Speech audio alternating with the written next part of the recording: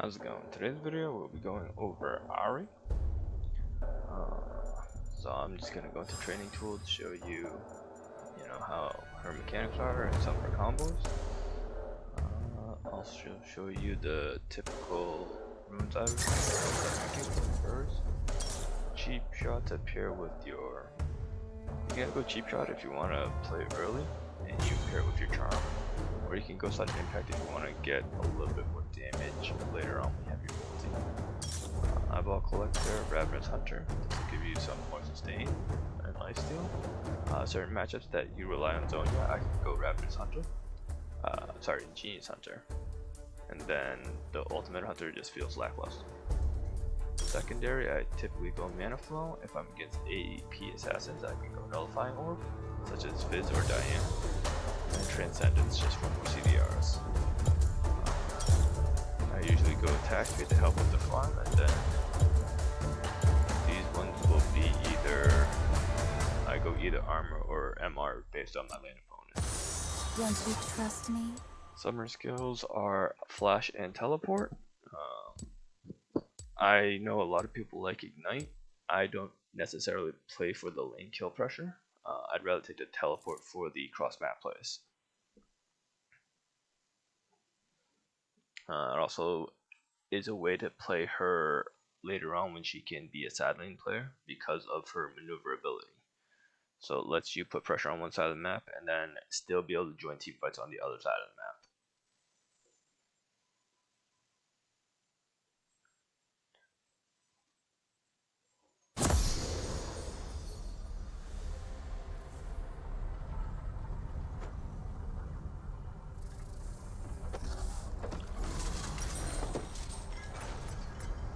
So typical startup with her, you can go corrupting potion. That's the start I used to like last season, but since they changed tier, I usually actually start tier as goddess and not play for kill pressure in lane. Corrupting is if you're playing against champions that can heavily harass you and out-sustain you. Things like that would be Yasuo. Mordekaiser, I know he's not really a mid laner, but like those energy life sustainers that can stay in lane and don't have to use resources to stay in lane. Tier I do like in most matchups just because it is built into the Seraphic race. It also helps with your mana issues because of your passive. So tier will help with mana issues, whereas your passive will help with your health issues in lane.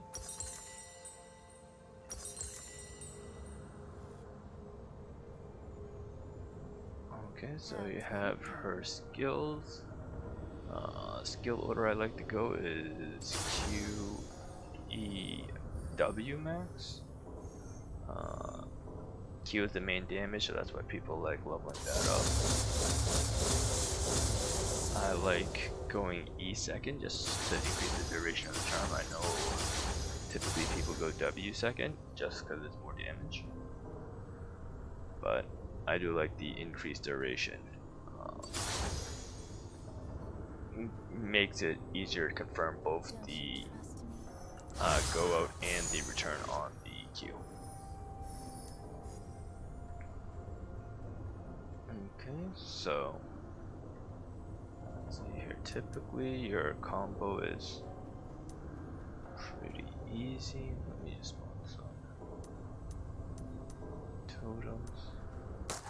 So your combo is typically you just hit your charm, and then you throw your Q out and your W, and then you can try to weave in an auto attack there and then walk away. That's just how she harasses in lane. You can also throw her Q through minions. As it hits more than one target, it passes through everything, so you can hit.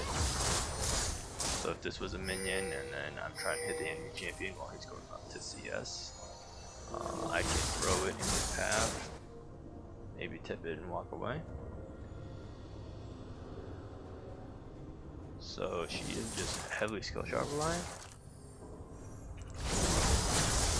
where you just try to skill shot. And if you know your E is gonna land, then you can immediately throw out the Q. So, like, I don't wait until the charm. So that's like the charm, right? If you take off cooldowns. So if I hit the charm, I know I hit it, and then I throw the Q. Sometimes if they build tenacity or they have moon spells, they can dodge the end of it, the return true damage on it.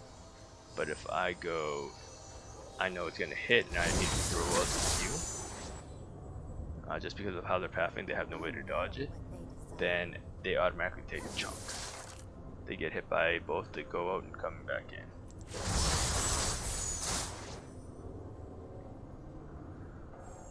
Okay. So then, that's just her mechanic. She's very, very straightforward with her skill shot. You just want to always skill shot, and if you weave in that last auto attack, you get the electrocute proc. You can either weave in the auto, or if they are close enough to you, you can also W them. A thing about her is also that you can do that you should do with almost every champion is you use your movement spell, because her W gives move speed, to get back to lane faster off of backs. It's a small thing, but it does help you miss less CS.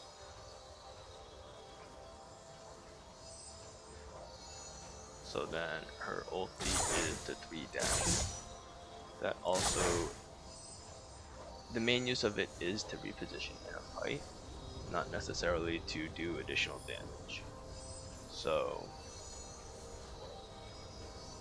you want to reposition in a fight, and then build space for yourself when your cooldowns are down. So if the enemy engages on you, you can make space so that their front line isn't on top of you while you're trying to get on the back line, or you can get on the back line, assassinate the back line, and get out.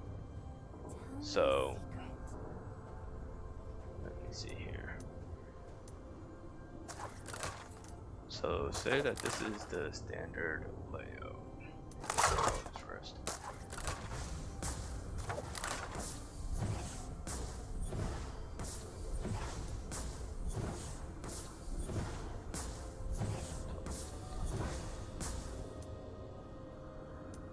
So say this is your standard setup where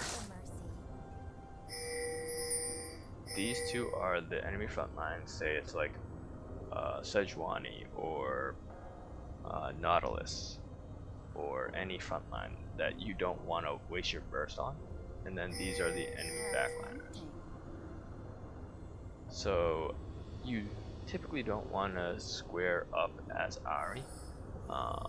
You can, but the way you have to play it is you want to go to the side, and then you want to land the charm there, and then you want to dip back out. Okay, if you can create different plays with it, depending on your build path, where you can also go dodge like any engage there, and then jump off the back line. And then you can create a distance where if you know you're stronger than the enemy backline, now you're on the other side of them, so you created a flank for yourself.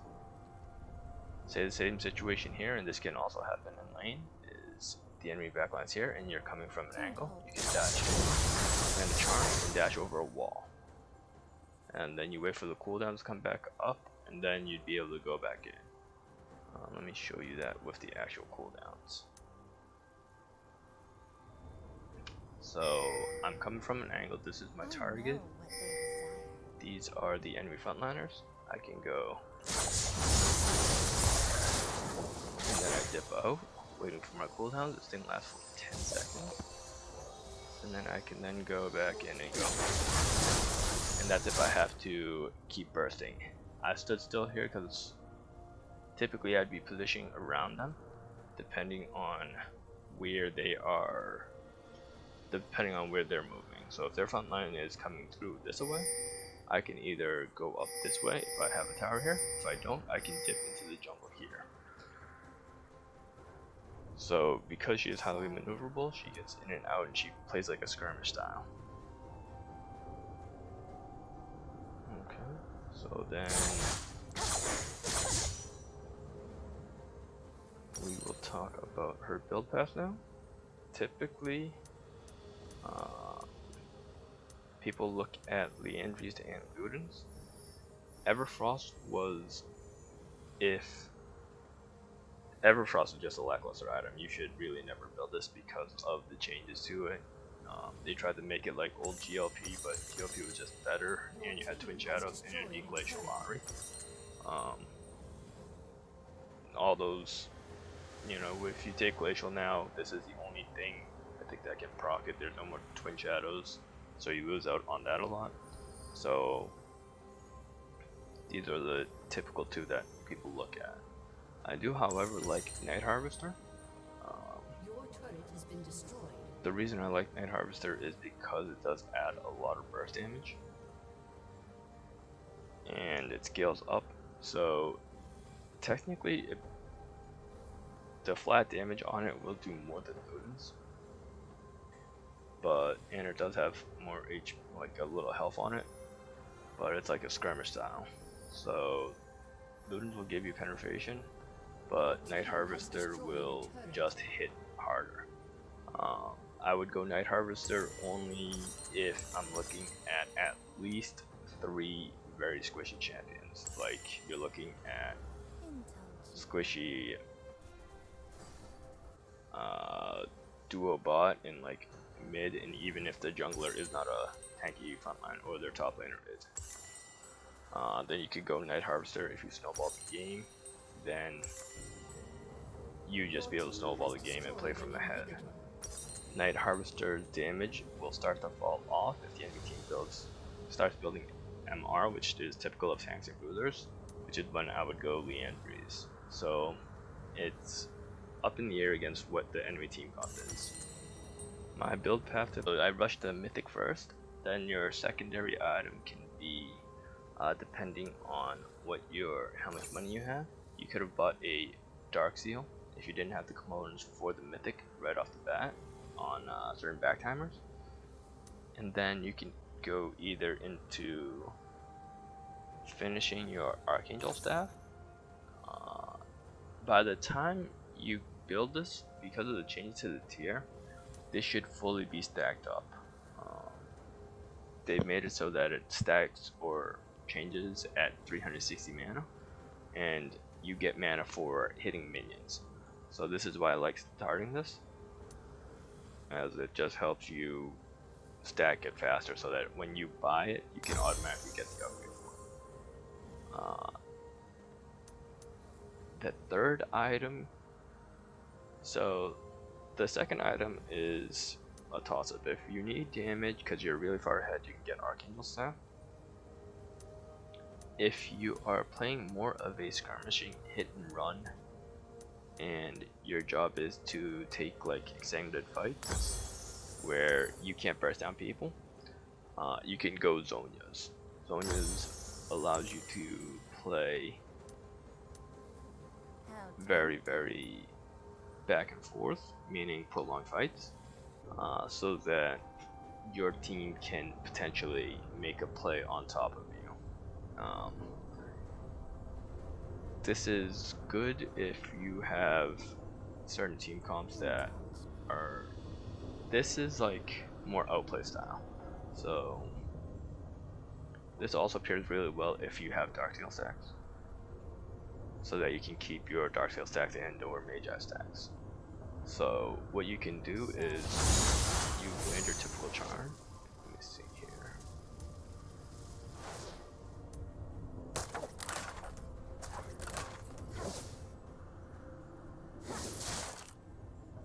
So what you can do with it is,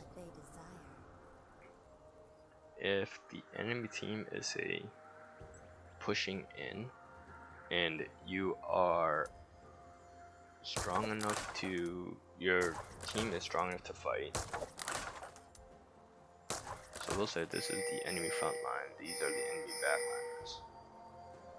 And your team is strong enough to take a team fight. What you can do is you can ulti in, and then you burst the back line. If you want to continue the fight because say you assassinated this target, and you want to take the fight because your team is there, but your team has to take some time, say the team is over here while you're engaging, you can R in to burn, and then try and hit the second person, and you get some auto line. And then when they turn their focus on you, you can zone this.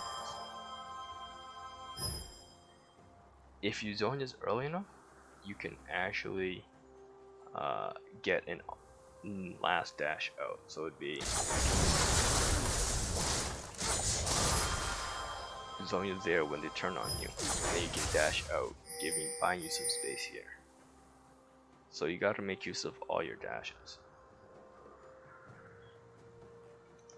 Another setup, and this doesn't necessarily require zone use, is so with Ahri is okay. So Ahri never wants to play really in front of the enemy line. So if these are the enemy front liners, if you are ahead, you can charm them, but ideally you want to land the target on them. You want to land your burst on those. Because of that, you want to play from the side. So what you can do here, and this is where vision is very important, is say they're clearing a minion wave here, and you are coming from here, you can ulti this wall, catch him out, and then get out of the fight. That either chunks him out so that he can't participate in the fight if your team wants to take him, or it chunks him out so that he has to back off, or it could even just straight up kill the enemy champion. So this is where a lot of decision making comes from. You can either R in, land the combo on the enemy champion, and then if your team wants to take the fight, you get to make a shot call. You can R in on other enemy characters, and then you can either R dash away. That wasn't the best path because I came in really close here, so I would actually want to go this way. So it'd be, and then this builds more space here, because if I path right into the river, this is a shorter distance than here to here, to where I am now. If you do not want to take the fight, you would then go down bottom river, so you just go that way. But then the rest of the team is still too fed, or your team is too behind to take the fight. Then you just path down, you just pick up a little kill here and there, and then you relieve pressure here. So maybe the enemy team will back off in a 4 or 5, 3v5 or like a 4v5, because you could still be in this bush. They don't know that. They would be rotating over to you, but then that leaves a flank here.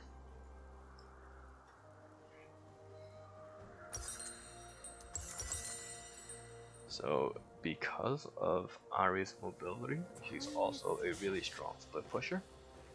It's a technique that you can use if you know that you can 1v1 whoever walks up to you.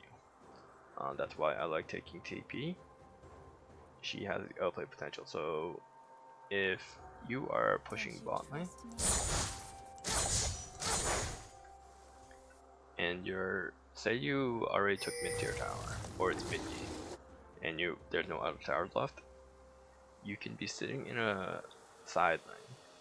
If you can 1v1 anybody that's coming towards you, that means they have to send 2 enemy champions for you. Depending on the 2 enemy champions, you might be able to 1v2. So say it's like their ADC and their support, and you're really just overpowered right now. You could land the damage on the ADC, and then the support had to back off while you maintain pressure on this side tower. That means that your team has number advantage somewhere else on the map. If they send 2 people that you can't beat, or a person that you can't beat, you can be pressuring this tower. And this is where vision is very important. I would not be doing this unless I have ward depending on which tower you're on, if you're sieging this tower, you want a ward in river. So this ward here or in this bush, either one. If you're sieging this tower up here, you want a ward over here. This will let you know if somebody's walking down this path, coming from wolves or coming from here. And then you also want your team pushing mid lane. That way you know if anybody's coming here. You also can get a ward here, so you get both these parts warded. This is the more important one. But you can ward here to see if anybody's wrapping around the long way. I know But what they desire. that is if you're sieging tier 2. So if you're on this tower and you ward there, you could be autoing this with the minion wave, and then if you see somebody coming that can gap on you, you can out, or you can try to land kill shots first and then ulti over the wall, and they will never catch you unless somebody's like already hitting here.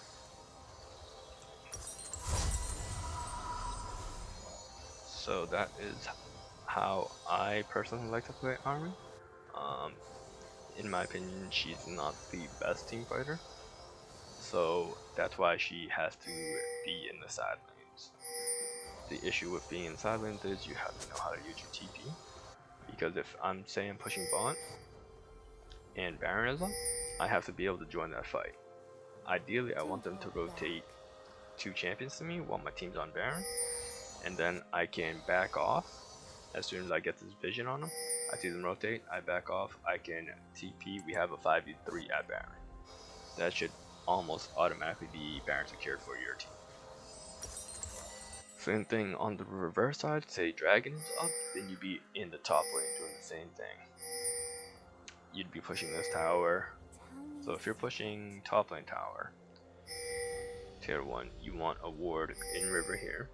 If you're pushing tier 2 tower here, you want a ward in this bush, because it shows you the paths from here, and here, and here. Don't you trust me? You're gonna see whoever's coming from in front of you. The only way you don't know is if somebody wraps around through Tribush, but at that point you'd be able to ulti through these walls. So if you can get to this wall, you can ulti here, How tempting. and then you walk a little bit here, and then you ulti to Baron Pit. Once you ulti to Baron Pit, you're home free.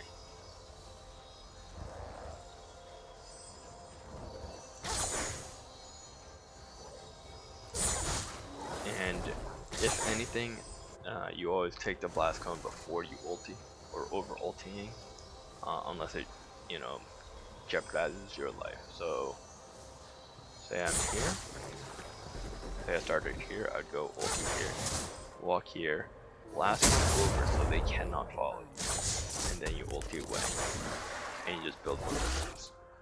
And then ideally your team would be picking up the dragon. So the way I also like to play her during planning phase, you'll see in this video clip after this, me playing her in an actual game.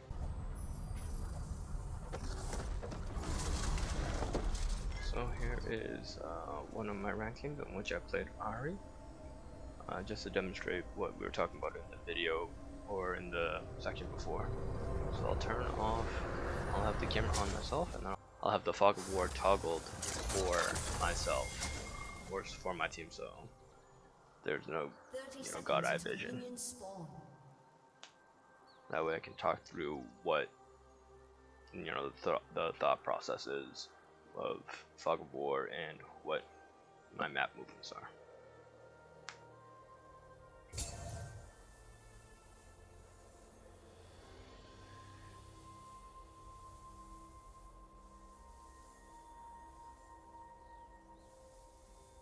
And then during certain sections of the game, I'll also run it at 2 times speed, so that, you know, parts of the game that don't have action, we'll be able to just, you know, speed along, or if everything I'm doing is pretty straightforward.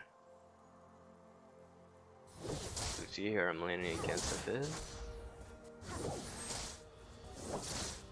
I'm gonna quick auto on play grass. When I throw my Q out during laning phase, I want to actually hit all 6. Ideally, it causes a push so that I can have pressure. This will either let me back when I want to. See, so I created that first push, and then I put this ward down. The reason for that ward is so I know when Hecarim clears his the Raptor King. Based on that knowledge, I can tell which way to go. So I don't miss a minion wave there. I still hit level 2 off of the first minion wave. And the second wave. So I leveled up my E here. I launched auto attack Q on Fizz just to get a little harass on him. And if you see here, Hecarim is on the Raptor camp. And then as you see, Hecarim is going to go left from the ward. This tells me that he's pathing towards his side. So I get to play on the bottom side of the map. Towards the new side. This way, if Hecarim is coming to gank, I get a little bit. So you see there, I saw Fizz coming in. I waited until after he got off of his E to land the charm. Same thought process with that in Master E. You wait until after they use their telegraph skills to land your CC, whether it's Fizz E, Master E, Alpha Strike, Z ulti. Z ulti always comes behind you, so you can throw. If you time the animation, you can charm him as he comes out of his ulti. So see here, my minion wave is pushed up. I want to back early. And then here, as I said before, if you don't have money for components, I went with a dart. So right now, Fizz has slightly more CS than me, but he hasn't bought yet. I also am not in any kill pressure because I backed and topped off my health in mana.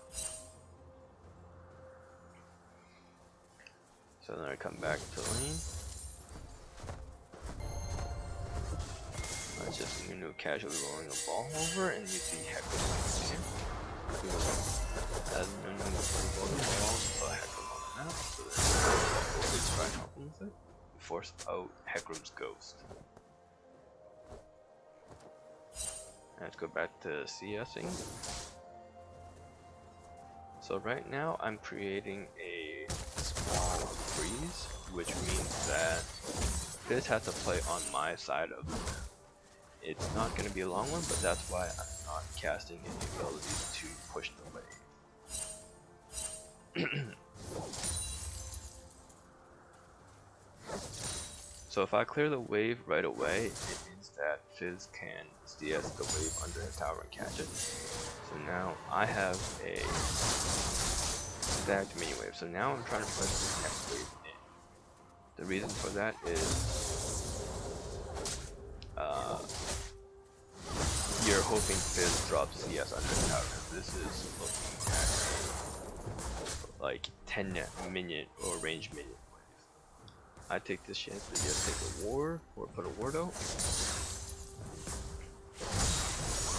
And then you just grasp his while he's here. Decide to try and go on me. And then he eats back in. I take the easy. Nah, maybe not the easiest kill on him, but yeah, we made it. We got there. It looked a little rough, but we got there. So that's the thing is, Fizz had to step up to CS because the mini wave was stacked so much. He doesn't want to drop it. He's not going to back off of it, which means that I get to land free harass on him.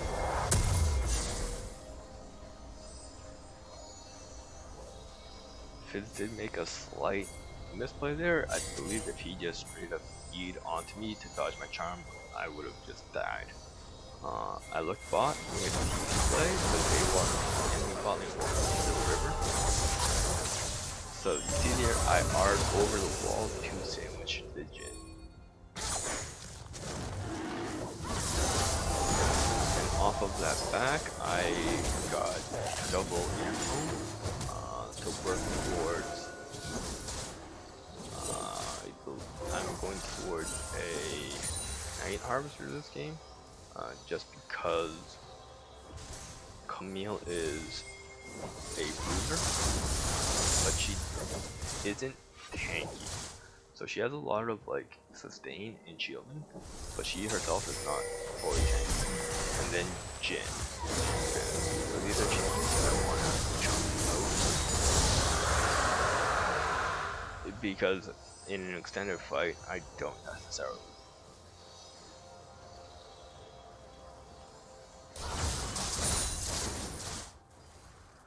And they're just squishy enough that if I landed on them, I might be able to 80% them. More than likely, I won't 100% them. So that's just the issue with it. So I get the tower plate and then I move back off. The reason I'm backing right now is because I don't have mana. I don't want to take an engage from Fizz, because if Fizz lands ulting on me, or fully engages on me, I'm really far from it. I can't get out. I just give up a kill for no reason. So you see here, I bought the early Darktail. It has 5 stacks on it, and then I have the Hex Tech and Blast One working towards that Night Harvester.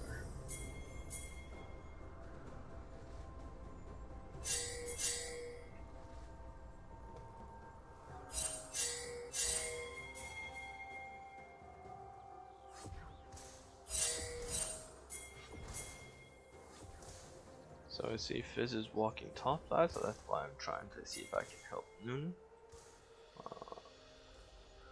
I saw him walk from the lane, so I started pathing up towards Nunu.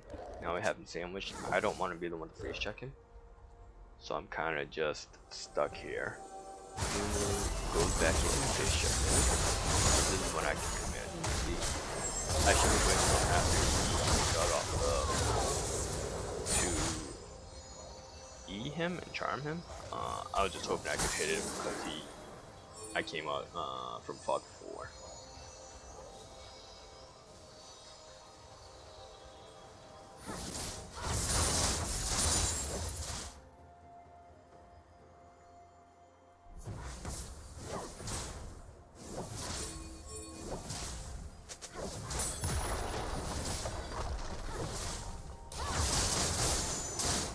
So right now, I've seen him on Heckler. And I know Fizz is just about spawned and walk. Still has to walk back lane. So when he shows up, I back off. I don't know where Heckram went after Nunu disengaged from him. So he jumped on Tom Kench, which was on the ground. Here. I just missed my charm by letting auto attack W when Tom Kench spits her out.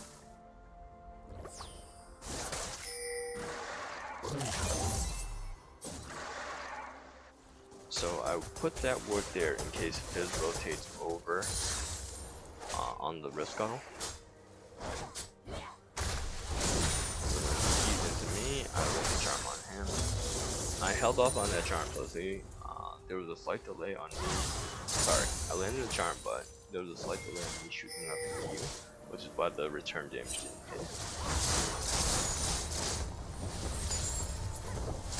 And Nunu has Rift Tower on. We're just trying to pressure this so that we can get the tower plate before 14 minutes.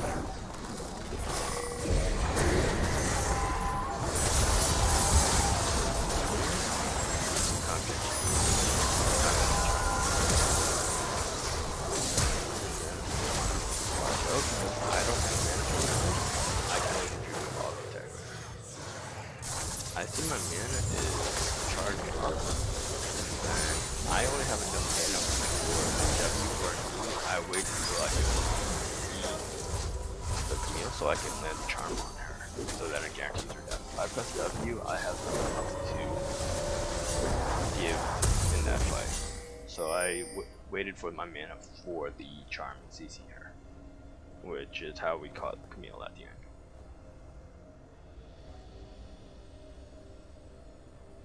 So off of this back, I finished my Night Harvester. I'm looking at a fully stacked R2. I believe I'm waiting on money for boots to finish my treasures. It's not something you should make a habit of doing. You want to be on the map as fast as possible just to get more gold and have more influence on the map.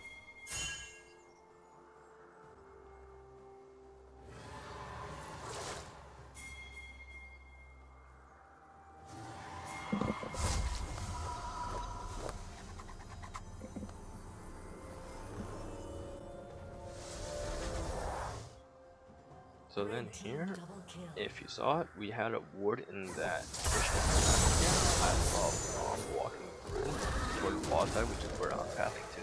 So that's why I cut through red rather than walking through Dragon Pit. Just to see if I can kind of walk, which I end up doing. I missed the charm on it.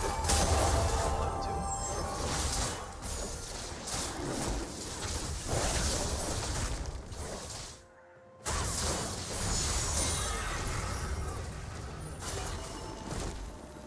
They engage bot side, so this is how my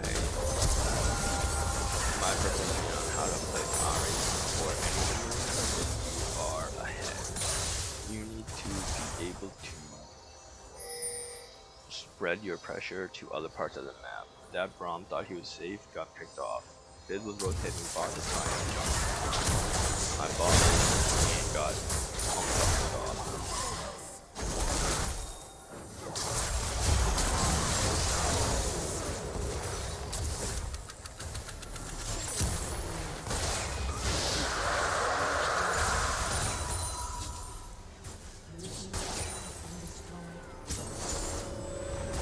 After this is bot side, I should be taking top wave and pushing in top tower. This back, I don't even have enough money to buy anything else. See, so I'm starting to path top. The way I like to play it is you want to take out all the outer towers first, and you kind of do them in layers. Outer towers first, and then the tier 2s second. And you kind of take them down one at a time. So like you take the mid tier 1, the bot tier 1, then the top tier 1 before you go for like the mid tier 2.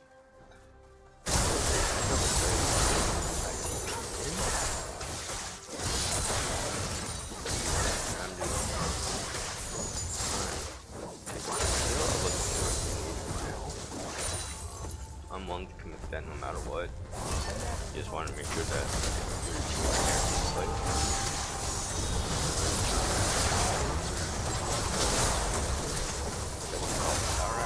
we should barely live.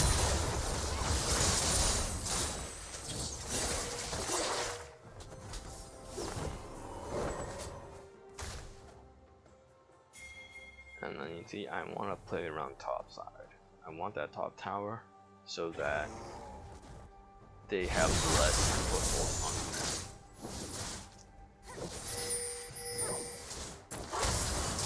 Take this rift guard all time to change for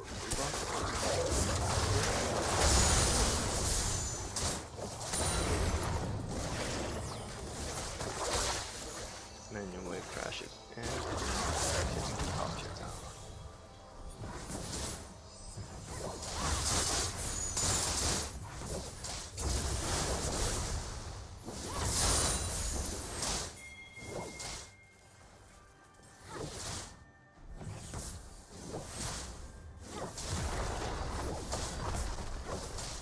I know Tom Kench is there, that's why I'm going to play on the other side of the map. I've killed this minion wave so that when it comes in, or when my minion wave comes in, almost ulti or something. So then I'm looking for an engage. I see my team rotating over. I try to combo, and I didn't know just I would have been over that wall.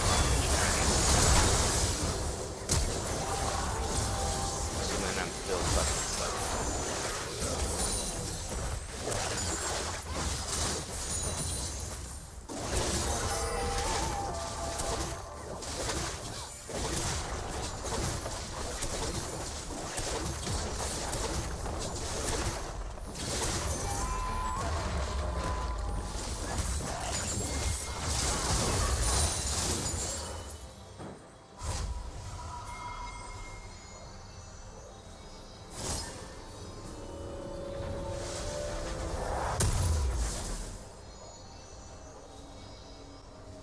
my team is taking Baron, which we can do with Noon because he has Consume and Smite, so he has a pretty good objective secure kit. See, Solution doing the same thing that I should be doing. He's on the side lane, he was pressuring bot, so now you have Jin answering your bot side, and you also saw Camille on the ward in base was pathing towards bot side.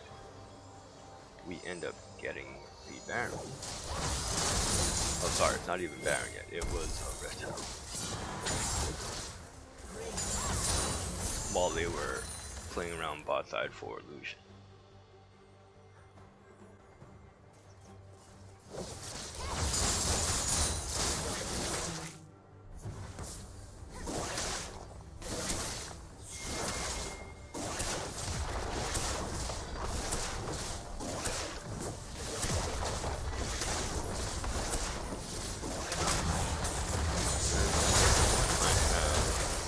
And I was building towards the route.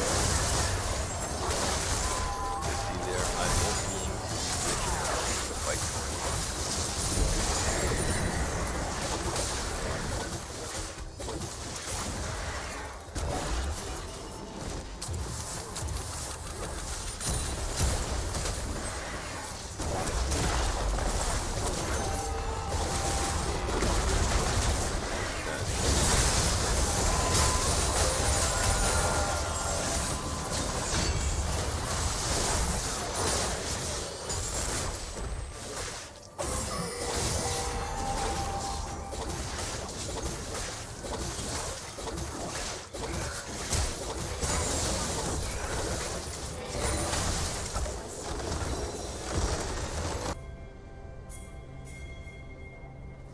So if we look at some of the team play here, you'll see I ulti in to land in gap close on the Braum, and then I ulti over this wall so that Jin is pincered.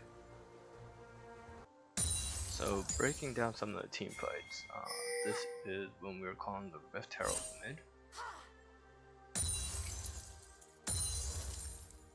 Shut down.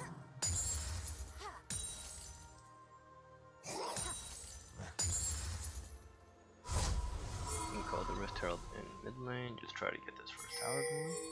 And you see Hecarim's coming from behind us right here, so that's why I'm starting to back off. Camille's here, I don't want to get ulted on the tower. Tom Kench ends up eating here, and the first thing I do is I throw out my charm.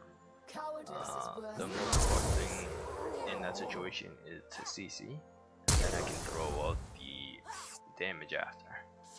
I don't have much mana right now, so I'm actually just forced to auto-attack, so that's why I had to flash when Fizz engaged on me, because I didn't have enough mana to ulti. So while we're chasing her down, see, I have enough mana for a charm, and that's when I held the charm. I didn't want to use any other abilities. I had my enough mana on ulti maybe, maybe not. So that's when I held my abilities just so that I could land the charm and CC the Camille right there at me. So for this tower dive, this was after I picked up Braum at red buff and he just respawned. If you see here, I walk over the trap, I R to dodge the snare by Jin. I R'd away from Braum so that he can't put his passive on me. And then I R'd back up for safety. I wasn't sure where the minion wave was on the right side of the screen. So that's why I R'd back into the bush that I was, or that I tried to die from. So this next part is the TP, me TPing mid when I was top one. So I come out, land the charm, and then hit the combo. If I had my ulti up here, I would have dove Braum, as they don't have any CC here. I would have went to dive Braum here, and then R'd back out, and then hopefully charmed the Hecarim out of the tower. But my ulti was still on cooldown. Never falter. So I land the charm on her anyway. She eats me. Blue team's turret has been destroyed.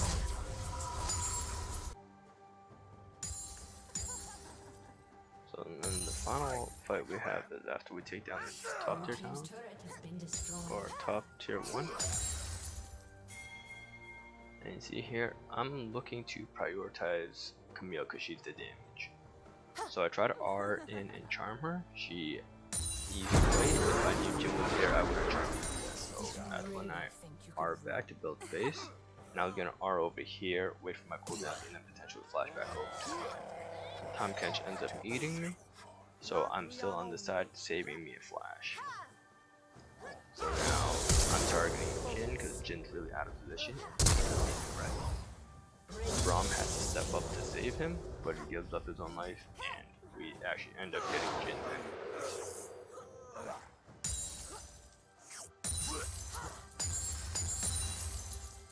Never falter. So for this fight, you saw I R'd in to engage.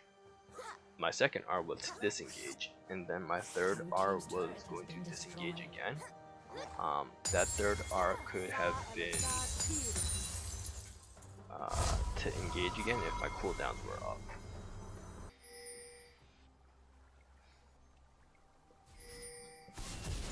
Thank you for checking out my beginning champion guide. After you've gotten down the basics of this champion, feel free to check out the advanced guide for more in-depth information such as matchup and build. Please leave the next champion you guys want to see in the comments below. If you enjoyed the content, please leave a like and subscribe so you can be notified when new content is available. Thank you, and keep climbing everyone.